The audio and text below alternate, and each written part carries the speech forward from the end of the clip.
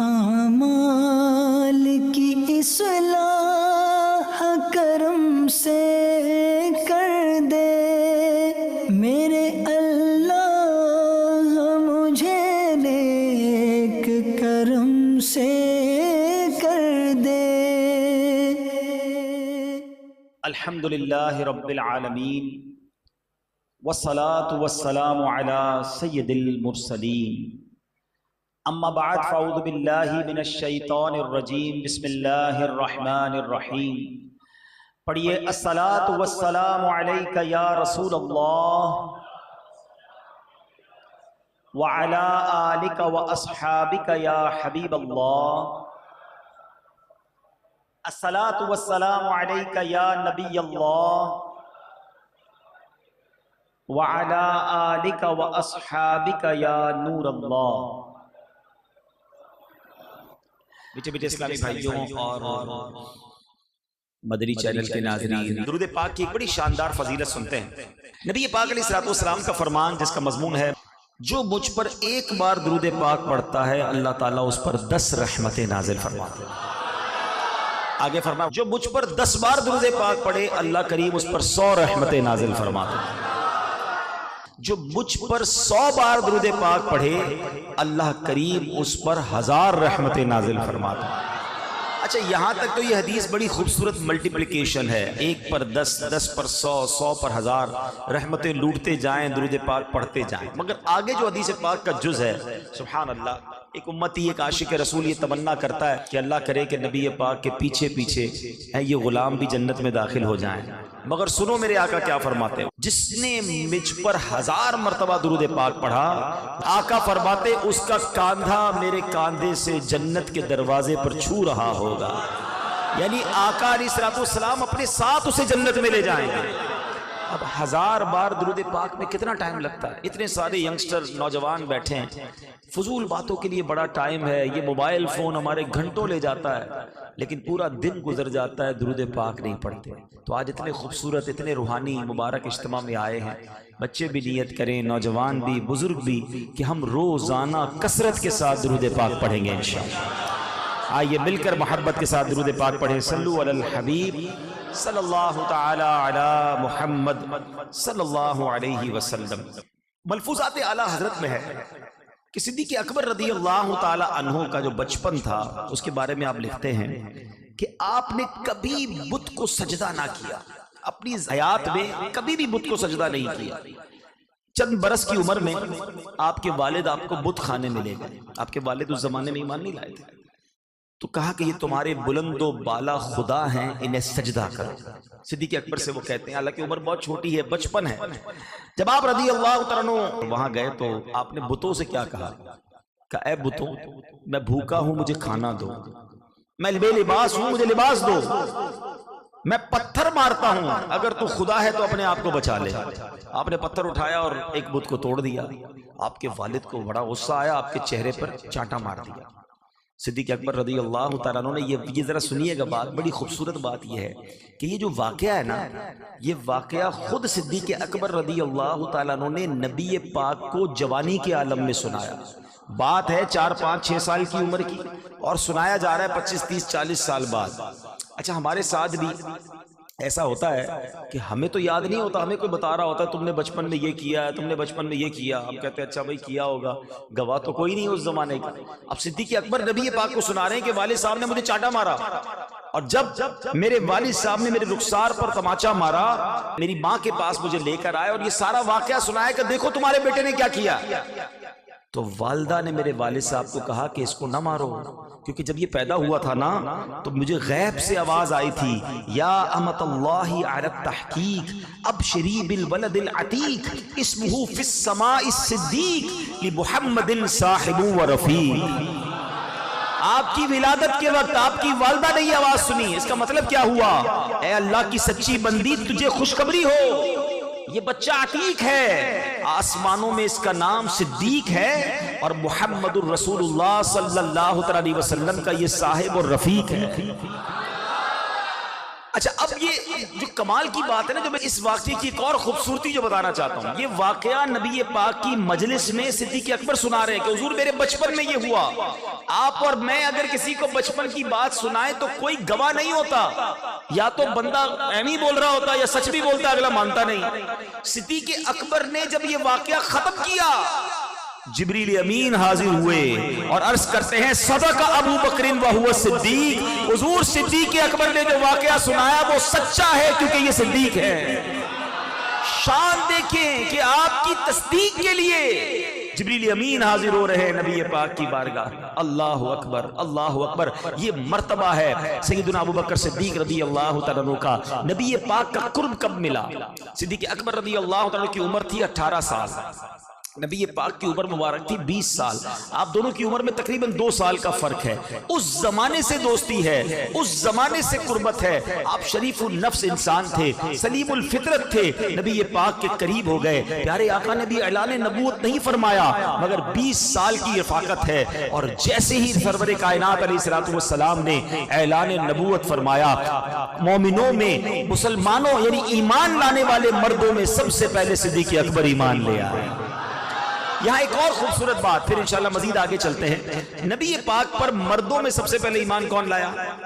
صدیق اکبر رضی اللہ عنہ. عورتوں میں حضرت، یہ پتہ ہونا چاہیے نا سب کو، حضرت خدیجہ الکبریٰ رضی اللہ تعالیٰ. بچوں میں مولا علی شیر خدا کرم اللہ تعالیٰ وجہ الکریم. اچھا یہ تینوں کون تھے؟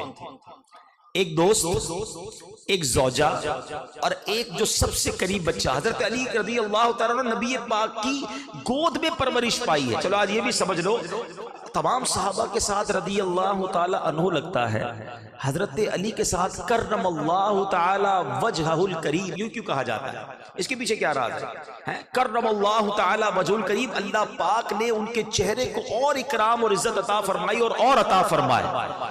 وہ چہرہ حضرت علی رضی اللہ عنہ کے بارے میں آتا ہے کہ آپ نے زندگی میں کبھی کسی غیر خدا کے آگے سجدہ ہی نہیں کیا، بلکہ جب آنکھ کھولی نبی پاک کا چہرہ دیکھا. کیونکہ بچپن ہی سے نبی پاک انہیں ان کے والد سے لے آئے کہ میں انہیں پالوں گا، تو یہ نبی پاک کے گھر میں ہی پرورش پا رہے تھے. تو اب جو مجھے سمجھانی ہے نا بات، یہ ہم خاص طور پہ مذہبی لوگوں کے لیے بھی ہے اور باقی لوگوں کے لیے بھی ہے. جب کوئی شخص دنیا میں کسی وجہ سے مشہور ہو جاتا ہے اور خاص طور پہ مذہبی طور پہ مشہور ہوتا ہے نا، تو جب تک بندہ اسے دور سے دیکھتا ہے نا بڑا نیک سمجھتا ہے، یار بڑا اچھا آدمی ہے، بڑا با اخلاق ہے، بڑا پیارا سا چہرہ ہے. لیکن جب اس طرح جب لوگ قریب آتے ہیں نا کسی مشہور آدمی کے نارملی، تو قریب جانے کے بعد پتہ چلتا ہے یہ ویسا ہے نہیں جیسا دکھتا ہے. کیونکہ بدقسمتی سے ہماری جلوتیں اور ہیں، ہماری خلوتیں اور ہیں. ہم لوگوں کے سامنے تو بڑے نیک دکھتے ہیں، کیا اکیلے میں بھی ایسے؟ تو عموماً دنیا میں یہ ہوتا ہے کہ کسی مشہور آدمی کی جب قریب جائے نا آدمی تو بندے کو اس کے عیب پتہ چلتے ہیں. قریب کا بندہ جلدی متاثر نہیں ہوتا ہے. امیر اہل سنت بڑا ایک فرماتے ہیں کبھی کبھی کہ کبھی باہر والے تو تم سے دعا کرواتے ہیں، کبھی گھر والوں نے بھی دعا کروائی ہے. باہر والے کہتے ہیں حضور پانی پہ دم کرنے، کبھی گھر والے کہتے ہیں پانی پہ دم کر دو. ان کو پتا ہوتا ہے اس کے دم میں دم ہی نہیں ہے، کیونکہ گھر کے حالات تو گھر والوں کو پتا ہو. یہ ہم سب کے لیے سبق ہے کہ ہمارے جو قریب آتا ہے کیا وہ واقعی محبت کرنے والا بن جاتا ہے یا اس کو بدزن ہو جاتا ہے. میرے نبی کی شان دیکھو، جو جتنا قریب گیا اتنا دیوانہ ہو گیا. زوجہ ایمان لا رہی ہیں، گھر میں پلنے والا بچہ ایمان لا رہا ہے، قریبی دوست سب سے پہلے کلمہ پڑھ رہا ہے. اللہ اکبر. اللہ نے نبی پاک کی کیا شان ہے کہ جو جتنا قریب گیا سرکار علیہ الصلوۃ والسلام کا ویسا دیوانہ ہو گیا. اللہ کریم نبی پاک کا مجھے اور آپ کو فیضان عطا فرمائے کہ ہماری خلوتیں بھی اچھی ہوں، ہماری جلوتیں بھی اچھی ہوں. جو نیک لوگ ہوتے ہیں نا ان کا باطن اور ان کا اکیلا پن ظاہر سے اور اچھا ہوتا ہے. وہ لوگوں کے سامنے وہ عبادتیں نہیں کرتے جو اکیلے میں کر رہے ہوتے ہیں. اللہ کرے ہم لوگوں کے دکھانے کے لیے نہیں، اللہ کی رضا کے لیے عبادتیں کرنے والے بن جائیں. محفل میں روتے ہیں، محفل میں دعائیں کر کر کے گڑ گڑا رہے ہوتے ہیں. کبھی اکیلے میں ہوا ایسا کہ دل میں ہو یاد تیری، گوشہ تنہائی ہو، پھر تو خلوت میں عجب انجمن آرائی ہو. کبھی ایسا ہوا کہ اکیلے میں آقا کی یاد آئی ہو، اکیلے میں مدینے کی یاد میں آنسو بہے ہوں. کبھی رات اکیلے کروٹیں بدلتے گزری ہو کہ حضور آج آپ کی یاد تڑپا رہی ہے. اللہ ایسا عشق رسول بھی دے، ایسا خوف خدا بھی عطا فرمائے۔ میرا موضوع نہیں ہے مگر اشارہ کر کے گزر رہا ہوں، ایک حدیث پاک ہے جس کا مضمون ہے اللہ کریم بروز قیامت جن خوش نصیب لوگوں کو اپنے عرش کا سایہ نصیب کرے گا، ان میں ایک کیٹیگری یہ بھی بیان ہوئی، ایک خوش نصیب کا ذکر وہ بھی ہوا جو اکیلے میں اللہ کو یاد کرے اور اس کی آنکھوں سے آنسو بہہ نکلے۔ اللہ اکیلے میں اپنی یاد میں رونے والے کو قیامت کے دن اپنے عرش کا سایہ نصیب کرے گا۔ اللہ کرے کہ ایسی خلوت نصیب ہو۔ اکیلے میں تو فلمیں دیکھنی ہے نا، اکیلے میں تو ہم ہیں اور ہمارا موبائل ہے، نہ جانے کتنے حرام کام کروا رہا ہے۔ نہیں میرے میٹھے اسلامی بھائیوں، ہم اکیلے بھی ہیں تو رب دیکھ رہا ہے، دروازہ بند ہے جب بھی رب دیکھ رہا ہے، بتی لائٹ آف ہے جب بھی رب دیکھ رہا ہے، کانوں میں ہیڈ فون لگا ہے کوئی برابر والا سن نہ لے، جب بھی رب دیکھ رہا ہے کہ میں کیا کر رہا ہوں۔ اللہ کرے کہ جناب صدیق اکبر کے صدقے ہمیں خوف خدا نصیب ہو جائے۔ بہرحال صدیق اکبر رضی اللہ تعالیٰ کی سچی بات ہے، میں سچ بتاؤں جب بھی ان کے موضوع پر بیان کرنے کا موقع ملتا ہے نا تو خیال یہ آتا ہے کہ ہماری تو اوقات بھی نہیں ہے، ہمارے پاس تو الفاظ بھی نہیں ہیں، اس ہستی کے بارے میں ہم کیا کہیں جو نبی پاک کے ایسے قریبی ساتھی، افضل البشر بعد الانبیاء بالتحقیق، تمام انبیاء اور رسل کے بعد ساری امت میں بلکہ پچھلی بھی ساری امتوں میں سب سے افضل اگر کوئی ہستی ہیں تو وہ صدیق اکبر رضی اللہ تعالیٰ۔ اچھا اگر کوئی کہے اتنی بڑی بائیوگرافی ہے، اتنی بڑی ہسٹری ہے، ایک شعر میں بیان کر دیں، صدیق اکبر رضی اللہ تعالیٰ کو اگر ایک شعر میں بیان کرنا ہو کہ ان کی زندگی کیا تھی تو بیسیکلی میں ایک شعر اعلیٰ حضرت کا پڑھ دیتا ہوں، ایک شعر ایک اور شاعر، دونوں شعر کمال کے ہیں۔ سیدی اعلیٰ حضرت لکھتے ہیں، نہ انہیں جانا انہیں مانا نہ رکھا غیر سے، واللہ صدیق اکبر کی زندگی صرف یہی تھی، بس آقا ہی سب کچھ تھے، انہیں جانا انہیں مانا نہ رکھا غیر سے، بس نبی پاک کے لیے زندگی گزاری، للہ الحمد میں دنیا سے مسلمان۔ ایک اور شاعر لکھتے ہیں نا، میرے تو آپ ہی سب کچھ رحمت عالم، میرے تو آپ ہی سب کچھ رحمت عالم، میں جی رہا ہوں زمانے میں آپ ہی تھے۔ نبی پاک کے لیے مارے کھائے، نبی پاک کے لیے مخالفت برداشت کی، ایک بہت بڑی کاروباری شخصیت تھے آپ کا ایک نام تھا، معاشرے میں آپ کی عزت تھی، لوگ آپ کی بات مانتے تھے، آپ کا آرڈر چلتا تھا، مگر جب ایمان لائے تو سارا مکہ مخالف ہو گیا، دوست مخالف ہو گئے، اپنے پرائے ہو گئے، کاروباری بائیکاٹ شروع ہو گیا، آپ کو مکے سے نکالنے کی کوشش شروع کر دی گئی، مگر آپ نے نبی پاک کا ساتھ نہ چھوڑا، ہمت سے آپ نبی پاک کے ساتھ آخری وقت تک ڈٹے رہے، سارے غزوات میں شرکت کی۔ درس ہے صدیق اکبر کی زندگی سے۔ میرے بھائیوں ہم سب بھی بیٹھے ہیں نا، کوئی نیکی کا کام شروع کرتا ہے، کوئی کہہ دے یار تم غلط کر رہے ہو، بندہ کہتا ہے آئندہ نہیں کرنا۔ یہ مسجد کمیٹی کے لوگ بھی ذرا سن لیں، یار ہم تو مسجد کی خدمت کرتے ہیں، لوگ ہمیں جناب برا بلا ہمیں کچھ کہہ کے چلے جاتے ہیں، میں نے نہیں کرنا، نیکی کا زمانہ نہیں ہے، تھوڑا سا نیکی کا کام شروع کرتے ہیں، کوئی جملہ کہہ دے بندہ گھر بیٹھ جاتا ہے۔ دعوت اسلامی والے بیٹھے، درس نہیں دوں گا بھائی، میں کیوں درس دینے گیا تھا، فلاں نے یہ کہہ دیا، میں آئندہ بیان نہیں کروں گا، اگلے نے مجھے یہ کہہ دیا، میں قافلے میں نہیں جاؤں گا۔ یہی تو شیطان چاہتا تھا کہ آپ نیکی کے راستے سے مڑ جائیں، آپ ایک جملے سے مڑ گئے۔ کاروبار شروع کیا تھا، برابر دکاندار نے بھی غلط باتیں کی تھی، کاروبار بند کیوں نہیں کیا؟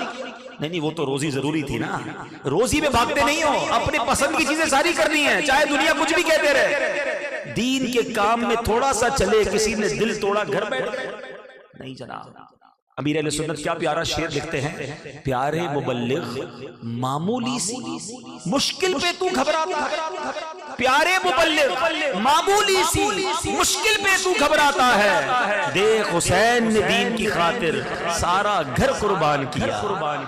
تو ایک بات یاد رکھ لو، جب بھی دین کی طرف آؤ گے نا، نیکی کی طرف آؤ گے، ڈیفیکلٹیز آئیں گی، مشکلات آئیں گی، حوصلہ لوگ توڑیں گے، مگر ہمت نہ چھوڑنا۔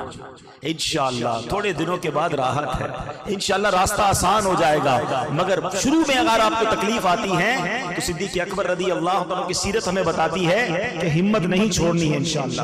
بہرحال اعلیٰ حضرت امام اہل سنت کیا خوبصورت بات لکھتے ہیں کہ پوری کائنات میں مصطفیٰ کریم علیہ السلام جیسا نہ کوئی پیر ہے، نہ ابو بکر صدیق جیسا کوئی مرید ہے، कामिल मुरीद, नबी पाक का कामिल शहदाई कोई है तो सिद्दीक़ अकबर रज़ी अल्लाह ताला अन्हु है। शायर मशरिक़ लिखते हैं ना, अक्ल है तेरी सिपर, इश्क है शमशीर तेरी, मेरे दरवेश खिलाफत है जहांगीर तेरी, माँ सिवा अल्लाह के लिए आग है तकदीर तेरी, तू मुसलमान हो तो तकदीर है तकदीर तेरी, की मोहम्मद से वफा तूने तो हम तेरे हैं, ये जहां चीज है क्या लौहो कलम तेरे हैं। सिद्दीक़ अकबर रज़ी अल्लाह तआला की शान कुरान कैसे बयान करता है, सुभान अल्लाह। जरा सुनिए, आला हज़रत इमाम अहले सुन्नत नकल फरमाते हैं, सैयदना इमाम फखरुद्दीन राज़ी रहमतुल्लाहि तआला अलैह ने मफातिहुल गैब यानी तफसीर कबीर में फरमाया कि सूरह वल लैल ये सैयदना अबू बकर सिद्दीक की सूरत है और सूरह वद्दुहा ये जनाब रसूलुल्लाह सल्लल्लाहु अलैहि वसल्लम की सूरत है। जिक्र खैर कुरान में है, सुभान अल्लाह। नबी पाक ने देखे गुलाम आका की शान बयान करे, ये तो गुलामी का हक है ना। नबी पाक की शान तो सारे सहाबा ने बयान की, मगर उस सहाबी की किस्मत पे हमारी जाने कुर्बान जिनकी शान खुद नबी पाक बयान फरमाए।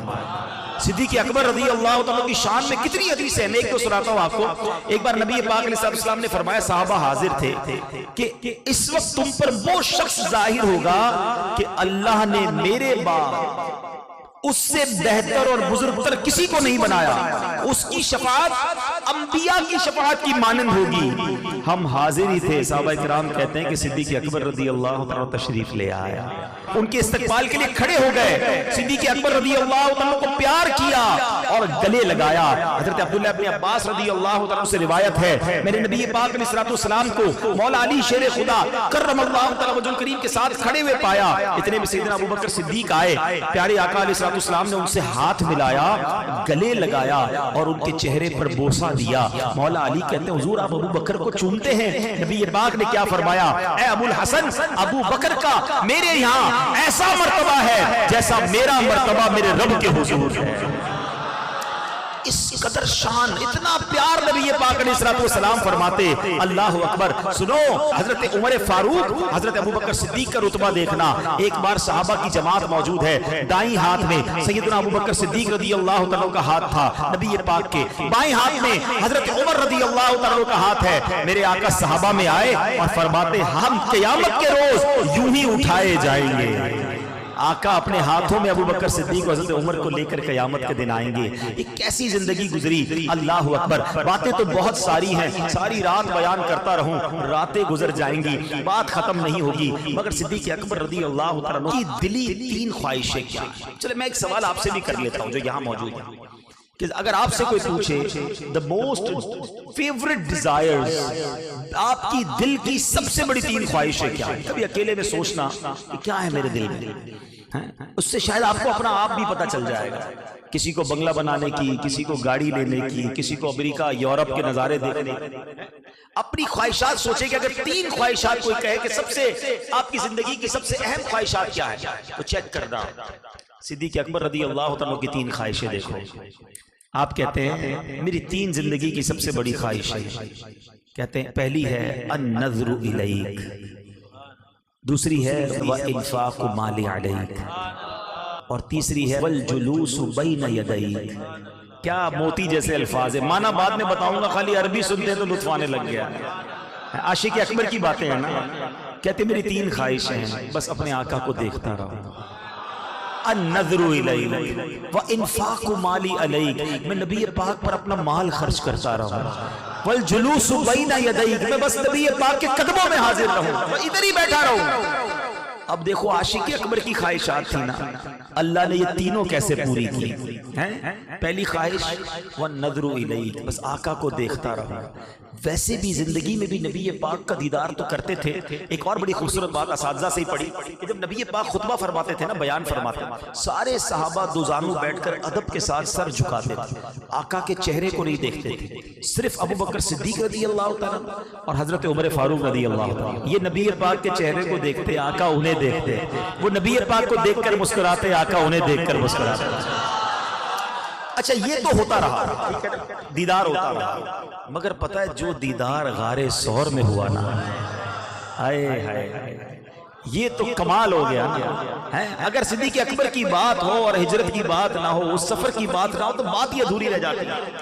نبی پاک علیہ السلام کو جب ہجرت کا حکم دیا گیا نا، تو پیارے آقا علیہ السلام، اچھا صحابہ کرام کی بہت ساری جماعت جا چکی تھی مدینہ، کچھ ہی صحابہ رہ گئے تھے.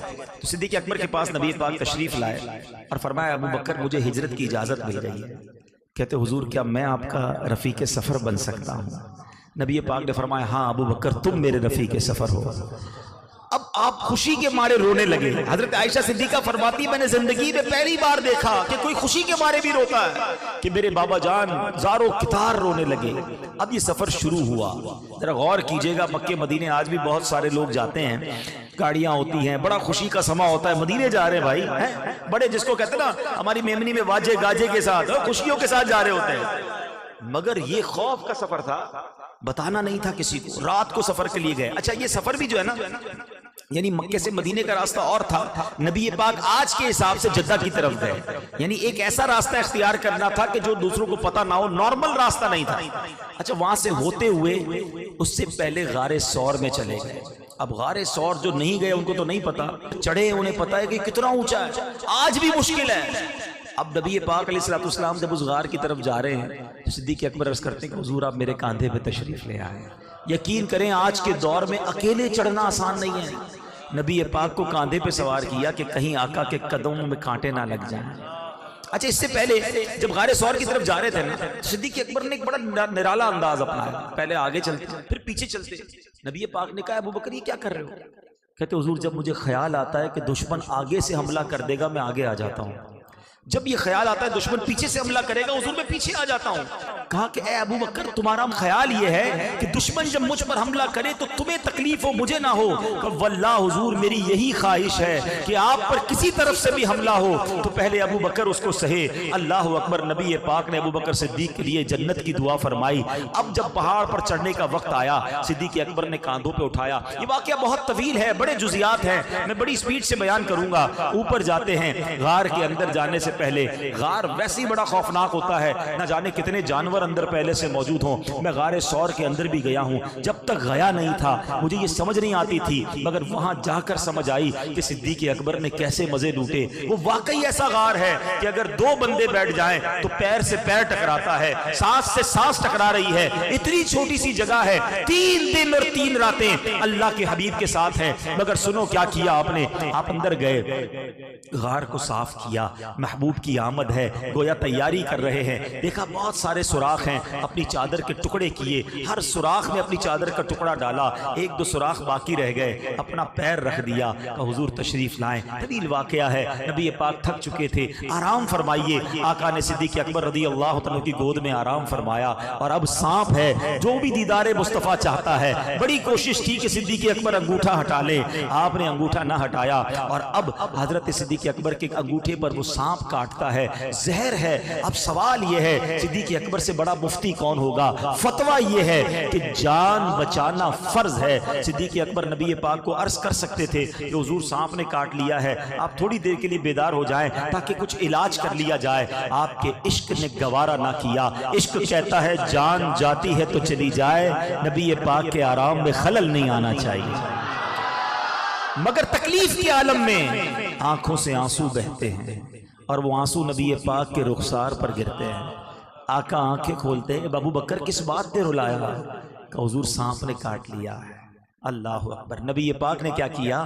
اپنا مبارک لعاب دہن نکالا اور صدیق اکبر کے انگوٹھے پر لگا دیا. صدیق اکبر کا وہ زہر کا درد جاتا رہا. سبحان اللہ. یہ 2 واقعات کو بیان کر کے پھر اعلیٰ حضرت کے اشعار کی طرف چلتے ہیں. یہ ایک واقعہ ہے جہاں صدیق اکبر نے جان قربان کی. مقام صحبہ پر مولا علی کی گود میں جب نبی پاک آرام کر رہے تھے، سورج ڈوب رہا ہے. مولا علی سے بڑا عالم کون ہوگا؟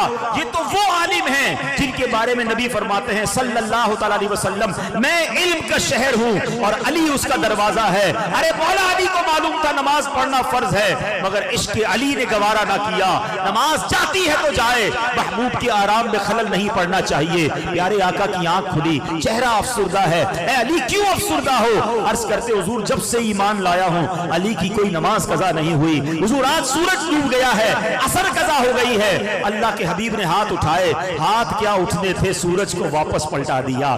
پھر عصر کا وقت آتا ہے، پھر مولا علی نماز پڑھتے ہیں۔ یہ دو عظیم واقعات ہیں، دو سب سے بڑے ہم کہہ سکتے مفتیوں کے واقعات ہیں۔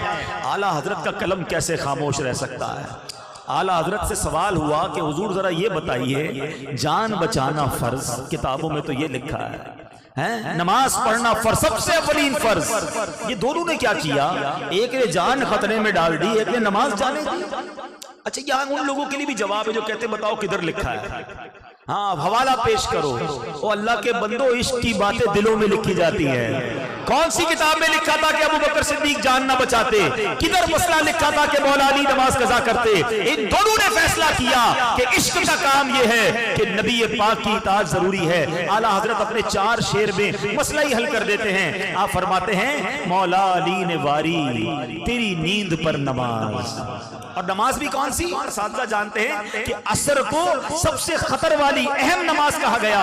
مولا علی نے واری تیری نیند پر نماز، اور وہ بھی عصر، سب سے جو اعلیٰ خطر کی ہے۔ صدیق بلکہ غار میں جان ان پہ دے چکے، اور حفظ جان تو جان فروز غرر کی ہے۔ ارے جان بچانا تو فرض تھا، مگر نبی پاک نے کیا کیا؟ نہ ان کی نماز جانے دی، نہ ان کی جان جانے دی۔ ہاں تو نے انہیں جان، انہیں پھیر دی نماز، پر وہ تو کر چکے جو کرنی بشر کی ہے۔ ان دونوں نے اپنے حصے کا کام کر لیا۔ اب یہ پورا بیان کرنے کے بعد اعلیٰ حضرت نے نچوڑ نکال کر دیا جو اپنا عقیدہ مضبوط کر لو۔ اعلیٰ حضرت کہتے ہیں ثابت ہوا کہ جملہ فرائض فروع ہیں۔ یہ سارے فروع فرائض جو ہے نا، یہ شاخیں ہیں۔ اصل کیا ہے؟ ثابت ہوا کہ جملہ فرائض فروع ہیں، اصل الاصول بندگی استاجور کی ہے۔ ارے آقا راضی ہے تو رب راضی ہوگا۔ پڑھتے رہو نمازیں، پڑھتے رہو اللہ کا نام۔ اگر اللہ کے حبیب کی محبت دل میں نہیں، تم سے اللہ کے نبی راضی نہیں ہیں، تو نہ نمازیں کام آنی ہیں، نہ روزے کام آنے ہیں۔ ضرور پڑھو نمازیں، ضرور رکھو روزے، مگر نبی پاک کی محبت دل میں ہونا ضروری ہے۔ جبھی سیدی اعلیٰ حضرت نے لکھا، انہیں جانا، انہیں مانا، نہ رکھا غیر سے کام، للہ الحمد میں دنیا سے مسلمان ہے۔ تو اب پہلی خواہش النظر الیہ، آئے ہائے کیسے پوری ہوئی؟ کتابوں میں ایک جملہ میں نے پڑھا کہ وہ عبادت جو صدیق اکبر نے غار ثور میں نبی پاک کے دیدار والی عبادت کی نا، جب آقا گود میں تھے، ٹرائی ٹو انڈرسٹینڈ، ذرا ریئلائز کرو، جب کوئی کسی کی گود میں ہوتا ہے دیدار کیسا ہوتا ہے؟ آنکھیں کیسی دیکھی ہوں گی، ابرو کیسے دیکھے ہوں گے، داڑھی کیسی دیکھی ہوگی، پیارے آقا کے مبارک کان کیسے دیکھے ہوں گے، اور کتنا جی بھر کے دیکھا ہوگا۔ علماء کہتے ہیں جس وقت صدیق اکبر نبی پاک کا اس وقت جو دیدار کر رہے تھے، کائنات میں وہ عبادت کوئی اور نہیں کر رہا تھا۔ صرف صدیق اکبر کو یہ مقام حاصل تھا کہ اس طرح نبی پاک کا دیدار نصیب ہوا۔ اللہ نے پہلی خواہش ایسے پوری کی۔ دوسری خواہش وَإِنفَاقُ مَالِي عَلَيْكَ، حضور آپ پر مال خرچ کرتا رہوں، بس میری یہ خواہش ہے۔ آپ نے ایک بار نہیں، ایک سے زائد بار نبی پاک کی بارگاہ میں اپنا سارا مال پیش کیا۔ غزوہ تبوک کس کو یاد نہیں ہے؟ غزوہ تبوک کا موقع ہے۔ غزوہ تبوک کو یہ جیش اسرت بھی کہا جاتا ہے۔ اس کی وجہ کیا ہے؟ اسرت کہتے ہیں تنگی کو، یہ تنگی والا غزوہ تھا۔ اور میں تبوک جب گیا، یقین کرے اتنے عرصے سے پڑا ہوا تھا غزوہ تبوک کو، لیکن جب میں تبوک گیا تو اندازہ ہوا یہ کتنا دور ہے۔ مدینہ شریف سے 850-900 کلومیٹر دور۔ آج بھی گاڑی میں جاؤ تو 12 گھنٹے لگتے ہیں۔ اونٹ پر اور گھوڑوں پر کتنا ٹائم لگتا ہوگا؟ گرمیوں کے دن تھے، مسلمانوں کے پاس سامان نہیں تھا۔ اللہ کے حبیب علیہ السلام نے اعلان کیا اللہ کی راہ میں صدقہ دو، خرچ کرو۔ صحابہ کا ذہن بھی دیکھو کیسے، جو کلام پڑھا گیا نا واقعی کمال کا کلام تھا۔ واقعی صحابہ ہی ہیں، ہر صحابی نبی، ہماری جانیں قربان ان صحابہ پر، کمال صحابہ تھے۔ صحابہ کرام، حضرت عمر کا ذہن دیکھیں، کہتے تھوڑے پیسے زیادہ ہیں، آج موقع ہے صدیق اکبر سے آگے بڑھنے کا۔ اچھا ہمارے پاس پیسے زیادہ، ہم کہتے ہیں آج موقع آگے بڑھنے کا، نئی والی موٹر سائیکل لوں گا۔ اس سے اچھے ماڈل کا موبائل لوں گا، اس سے اچھے ملک میں جاؤں گا. ہم دنیا کے کمپٹیشن میں مارے گئے. صحابہ کا کمپٹیشن بھی کیسا نیکیوں والا کمپٹیشن تھا. کہتے نبی پاک نے مانگا ہے اسلام کے لیے اپنا آدھا مال لے کے چلے جائے کہ حضور آدھا مال لے کر آیا ہوں. نبی پاک علیہ السلام نے سوال کیا کہ اے عمر گھر والوں کے لیے کیا چھوڑا ہے؟ کہتے حضور گھر والوں کے لیے آدھا چھوڑ کر آیا. کہتے ہیں مجھے انتظار تھا کہ صدیق اکبر رضی اللہ عنہ کیا لاتے ہیں. اچھا ایک اور بات سمجھنے والی ہے. حضرت عمر رضی اللہ عنہ کو جو مال تھا نا وہ دکھنے میں زیادہ تھا.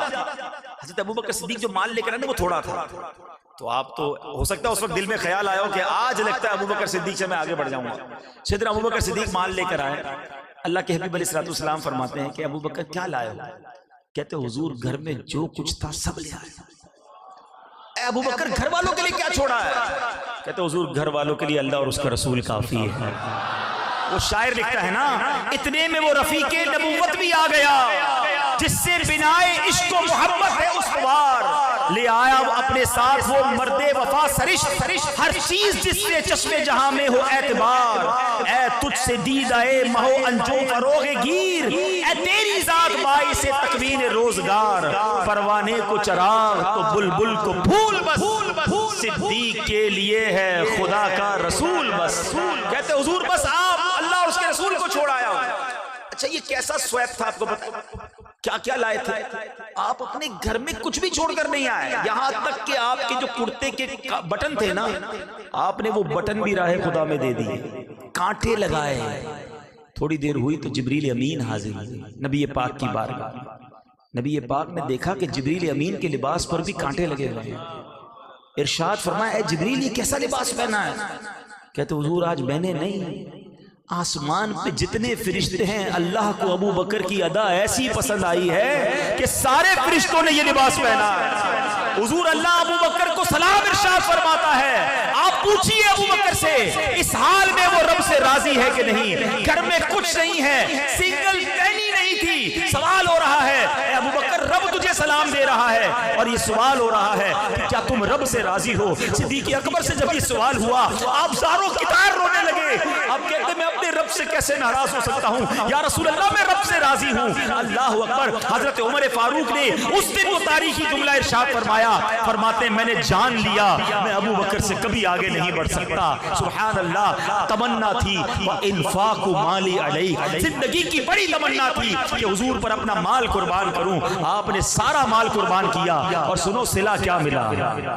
اللہ کے حبیب کیا فرماتے ہیں صلی اللہ تعالی وسلم. پہلے ایک اور بات بتاؤں کہ پیارے آقا علیہ السلام حدیثوں میں لکھا کہ صدیق اکبر رضی اللہ عنہ کا مال یوں استعمال فرماتے تھے جیسے اپنا مال استعمال فرماتے ہیں. اتنی کلوزنس تھی کہ پوچھا نہیں جاتا تھا. نبی پاک صدیق اکبر کے مال کو استعمال فرماتے اور وہ حدیث اللہ اکبر آپ فرماتے جس کا مضمون ہے جتنے لوگوں نے مجھ پر احسان کیا میں نے سب کا احسان چکا دیا مگر ابو بکر نے جو مجھ پر احسان کیا قیامت کے دن اس کا بدلہ میں رب سے لے کے اسے لوٹاؤں گا. اللہ اکبر. کس کس شان کو بیان کیا جائے. اللہ کے حبیب کی دعائیں کس طرح انہوں نے لی. ارے بلال حبشی سے کون محبت نہیں کرتا. ہمارے عاشقوں کے امام ہیں, مؤذن رسول ہیں, انہیں چھڑا کر کون لایا. امیہ جو تھا اتنا ظلم کرتا تھا. ابو بکر صدیق قریب سے گزرے, دیکھا بلال کو مار رہے ہیں, تپتی ریت پر لٹاتے ہیں. آپ نے اس کے والد سے کہا کیوں تنگ کرتے ہو, یہ مسلمان ہو گیا ہے کیوں مارتے ہو. کہا ابو بکر تمہیں بڑا شوق ہے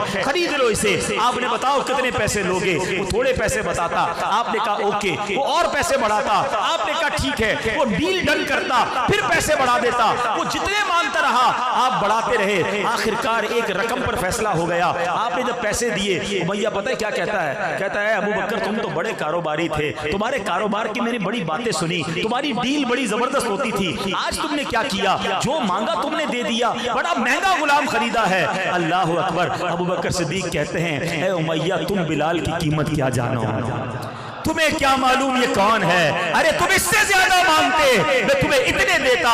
جب خرید کر لاتے ہیں نبی پاک کے پاس, حضرت بلال کو آزاد کر کے لاتے ہیں, پیارے آقا کی بارگاہ میں پیش کرتے ہیں. حضور بلال آیا ہے, آپ کا سچا غلام آیا ہے, حضور آج آزاد ہو کر آیا ہے. اللہ کے نبی کیا کہتے ہیں اے ابو بکر تھوڑے میرے پیسے بھی ملا لو.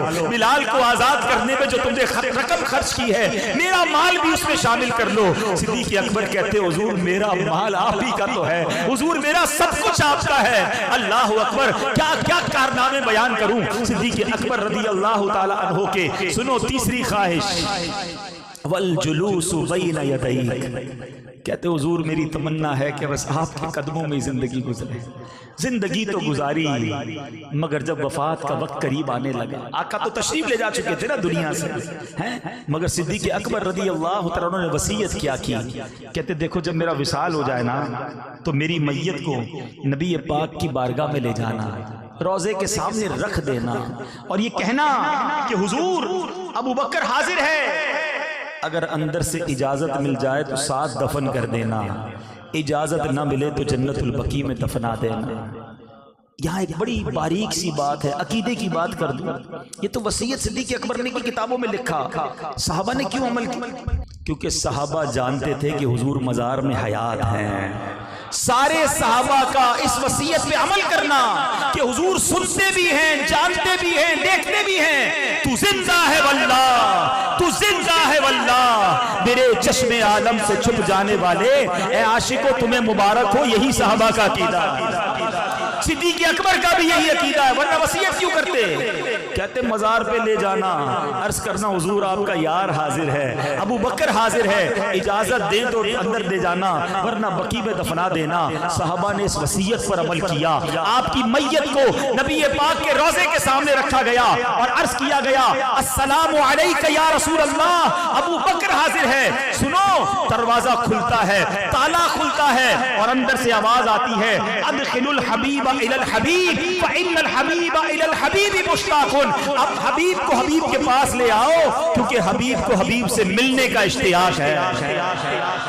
صدیق اکبر آج مزار میں بھی نبی پاک کے ساتھ موجود ہے، والجلوس بین یدیک، ارے آج بھی آقا کے پاس ہیں، آج بھی روضہ انور کے اندر ہیں۔ عاشق اکبر نے 3 تمنائیں بتائی تھیں، اللہ نے وہ تینوں کیسی پوری کی؟ دنیا میں کروڑوں لوگ جب بھی روضہ رسول پر جاتے ہیں الصلاۃ والسلام علیک یا رسول اللہ عرض کرتے ہیں اور پھر صدیق اکبر کو بھی سلام کرتے ہیں، عمر فاروق رضی اللہ عنہ کو بھی سلام کرتے ہیں۔ کیا مقدر پایا ہے؟ اور جیسا کہ میں نے بتایا کہ نبی پاک نے فرمایا کہ قیامت کے دن بھی دائیں ہاتھ میں ابو بکر کا ہاتھ ہوگا، بائیں ہاتھ میں حضرت عمر کا ہاتھ ہوگا، اور صحابہ دیکھ لو ہم محشر کے دن بھی ایسے آئیں گے، تو کیا مقدر پایا؟ ہم کیوں نہ ان سے محبت کریں جو اللہ کے حبیب کے محب ہیں۔ اللہ کریم صدیق اکبر کے صدقے ہمیں سچا عشق رسول عطا فرمائے۔ واقعات تو بہت سارے ہیں، جیسا کہ میں نے کہا بیان ہی بیان کرتے چلے جائیں، لیکن یہ تمام باتیں ہم سب کو درس دیتی ہیں۔ ایک حدیث پاک ہم نے بہت بار سنی ہوگی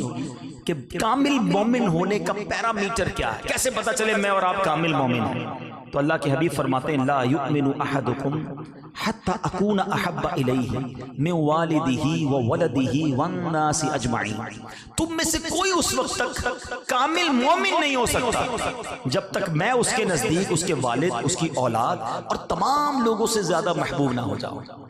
کیا ہم ایسے ہیں پکے مومن ہیں؟ ہمارے بچے کی شادی ہوتی ہے تو سارے عشق رسول بھول جاتے ہیں، گھر میں ڈھول تماشے بے حیائی غلط کام سارے ہو رہے ہوتے ہیں۔ کیا کروں جناب، فیملی کو بھی تو سمجھانا پڑتا ہے، فیملی کے لیے کرنا پڑتا ہے، کہاں گیا تمہارا عشق رسول؟ صدیق اکبر کیسے سچے عاشق ہیں کہ آپ کے بیٹے عبد الرحمن جو ہے نا، ایک غزوے کے موقع پر کہتے ہیں کہ بابا جان آپ، وہ دوسری طرف سے آئے تھے، دشمنوں کی طرف سے آئے تھے، کہتے بابا جان ایک موقع آیا تھا کہ آپ میری تلوار کے نیچے آ گئے تھے مگر میں نے چھوڑ دیا، آپ میرے والد ہیں۔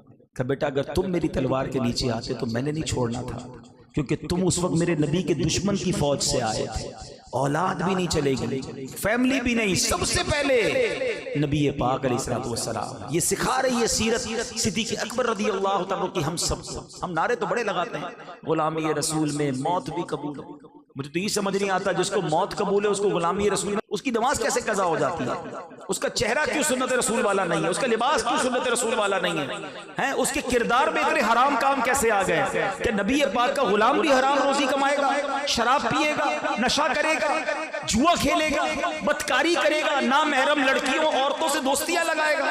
یہ کیسا عشق رسول ہے؟ یاد رکھو اگر نبی پاک ناراض ہو گئے نا پھر کوئی نہیں ہے، پھر کس کے پاس جائیں گے؟ آقا کا راضی ہونا ہی ہماری شفاعت کے لیے ضروری ہے، تو کوئی ایسا کام نہ کریں۔ اور پھر خاص طور پر آج کل تو ایک عجیب فینومینا ہے، بھائی میں تو سب کی سنتا ہوں، کیوں سب کی سنتے بھائی؟ ہمیں نہیں سننی سب کی، جو رسول پاک کا سچا عاشق ہے میں اسی کی سننی ہے۔ ہاں یہ اس طرح کی ادھر ادھر کی باتیں سن کے دماغ میں پھر فطور آ جاتا ہے۔ تو عشق رسول جس کے سینے میں ہے وہی ہمارا امام بن سکتا ہے۔ تو ہمیں الحمدللہ عاشقان رسول کی صحبت اختیار کرنی چاہیے، اور اس کے لیے دعوت اسلامی کا مدنی ماحول آپ کے سامنے ہے جو پکڑ پکڑ کر ہمیں اللہ کے دین کی طرف، سنتوں کی طرف، نمازوں کی طرف، نبی پاک کے عشق کی طرف لاتا ہے۔ تو پلیز دعوت اسلامی کا ماحول اپنائیے، اس ماحول میں بیٹھیے، انہی کے دوست بنا لیجیے۔ اور ماشاءاللہ مدنی قافلہ جو ہوتا ہے یہ سمجھ لیں کہ ایک ایسی ٹریننگ ہوتی ہے کہ جس میں ہم مسجد میں رہتے ہیں، 3 دن نمازیں پڑھتے ہیں، گناہوں سے بچتے ہیں، عشق رسول سنتیں بتائی جاتی ہیں، سنتوں پر عمل کریں گے تو عشق رسول سیکھنا۔ آپ کو کبھی کبھی ہوتا ہوگا یعنی دعوت اسلامی والے اتنی سنتیں بتاتے ہیں، ہر بار سنت، یہ بھی سنت ہے، یہ بھی سنت ہے، یار اتنا ضروری تو نہیں ہے۔ یہ ایک الگ کہانی ہے کہ پتہ نہیں لوگوں کے دماغ میں ڈالا جا رہا ہے کہ جناب سنت ہی ہے نا، فرض تو نہیں ہے۔ معاذ اللہ، سنت سے منہ موڑنے کا مطلب سمجھتے ہو؟ حدیث پاک آپ نے سنی ہوگی، فمن رغب عن سنتی فلیس منی، جس نے میری سنت سے منہ موڑا وہ مجھ سے نہیں۔ اور وہ کتنی پیاری حدیث ہے کہ جس نے میری سنت سے محبت کی اس نے مجھ سے محبت کی، اور جس نے مجھ سے محبت کی وہ میرے ساتھ جنت میں جائے گا۔ 2 راستے ہو گئے نا۔ ابھی ہم قائد آباد میں موجود ہیں، ایک کدھر جا رہا ہے، ٹھٹھا گارو جا رہا ہے، ایک کراچی شہر کی طرف جا رہا ہے۔ اب آپ نے جانا کدھر ہے طے کر لینا۔ ایک راستہ ہے سنت پر عمل کرنے والا جس میں آقا فرماتے ہیں جنت میں ساتھ لے جاؤں گا، ایک راستہ ہے جو سنت سے منہ موڑنے والا اور آقا فرماتے فلیس منی، وہ ہم میں سے نہیں ہے۔ طے آپ نے کرنا ہے کہ سنت والا راستہ اپنانا یا بغیر سنت والا۔